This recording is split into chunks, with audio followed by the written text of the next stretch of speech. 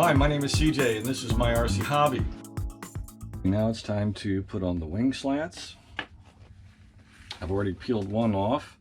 It's just kind of a thick rubbery tape. Just use the tip of an X-Acto to get under the edge and peel it up. There's nothing to it.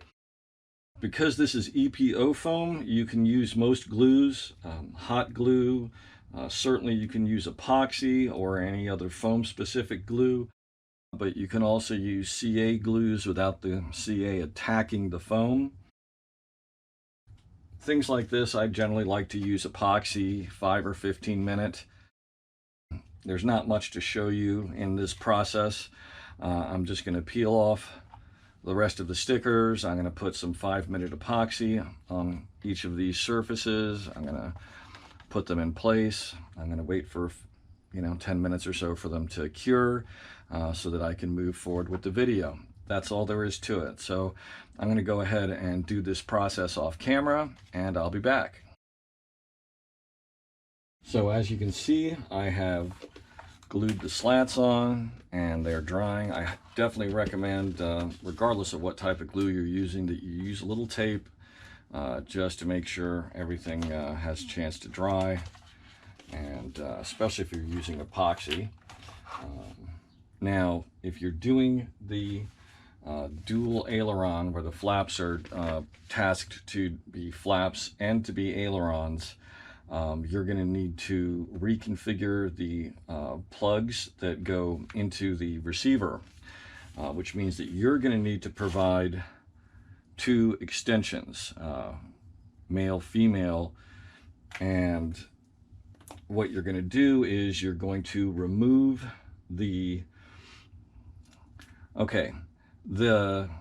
lights plug into, I believe it's channel 5, and channel 6 is the Y harness for the flaps. So you're going to take the Y harness that powers the lights, because if you are familiar, servo wires have a positive, a negative, and a signal. So the plug that goes to the lights just uses the positive, negative. It doesn't matter which port it's plugged into. That's why you're able to use the bind port to power the lights, because it has a positive and negative output. So you're going to take the Y connector that goes to the lights and plug that into the bind port. Now you're going to use the Y harness that previously was used for the flaps. You're going to disconnect that, plug it into the bind port. You're going to disconnect the lights. The lights have a little block, probably with a little piece of circuitry that makes some of them blink. You're going to plug that into one of the Y cable outlets, and that will leave you an empty Y cable outlet to plug in your bind cable when you need to bind. And that just looks like this. It's just a little loop back, and that puts the receiver in a mode to bind. So since you're going to be plugging the Y harness into that bind port, you're going to get the positive, negative power for the lights from there. And then instead of plugging into the bind port when you bind, you'll just plug into the other extension. That will leave channels 5 and 6 free for you to plug in 2 individual extensions. And you're going to want to label them as flaps left and right, and directions say to your left flap will plug into the channel 5 output, and the right flap will plug into channel 6. And the ailerons will remain on the Y harness that they're already attached to, and then the radio is set up to basically operate as full 6 channels with the bind port feeding the lights instead of one of those 6 channels being used to power the lights. So I hope that's clear. I know it sounds a little like a lot, and just follow the directions, but be aware that you're going to need to get to cables, extensions, because when you are setting up your airplane at the field, you're not going to be able to feed these cables down to the receiver itself. You're going to want a pair of extensions that you can plug into, and then you just tuck the extra wire. These are a little long, I know, but it's what I had handy at the moment.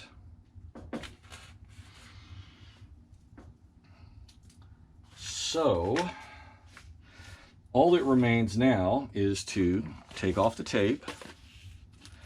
These have been sitting for a while. I used this painter's masking tape. I figured it would have the least amount of possible damage to these stickers. And sure enough, there's nothing going on.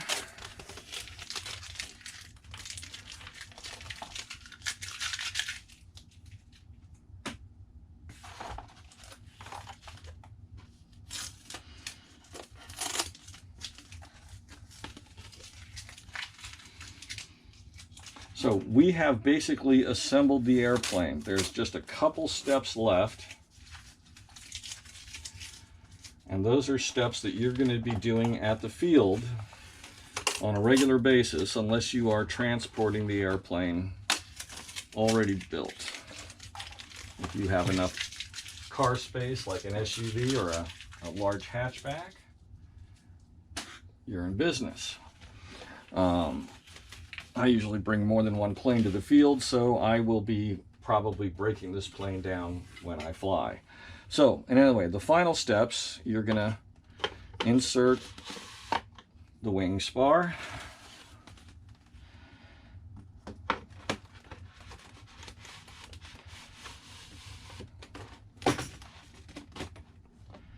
Like so.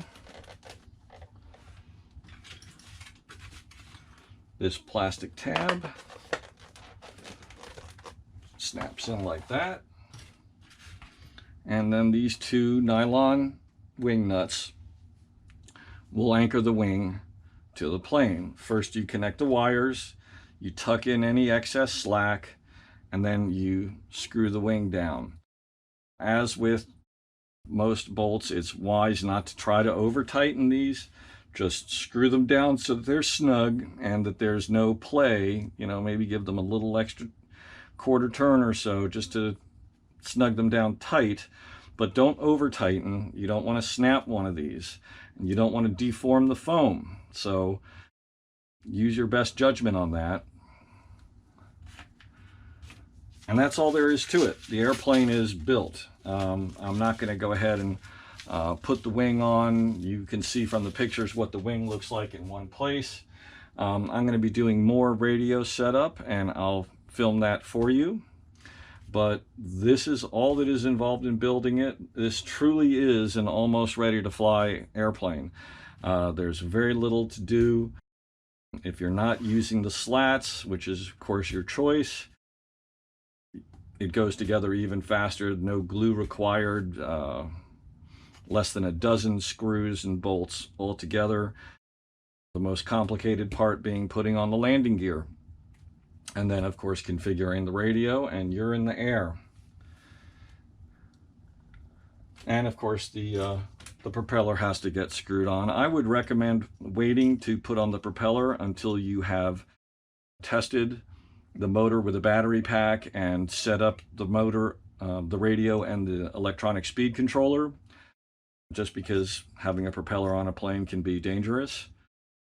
These things can definitely hurt you. So you can always clamp this on last minute. It's a piece of cake. One screw holds the spinner on, and then there's a bolt. You just need a small crescent wrench, and you can lock down the propeller. Well, thank you for watching. I hope you enjoyed this video. I hope you learned something about the Timber X. I'm very excited to fly this plane. It looks like it's a ton of fun and has a lot of aerobatic potential, probably beyond my skill set at this time or possibly ever in the future. So it's something I can really grow with, and that's something I like. So please click like. Please subscribe. If you're not already a subscriber, please click the little bell icon and subscribe, and that way you'll get notifications every time I put in a new video.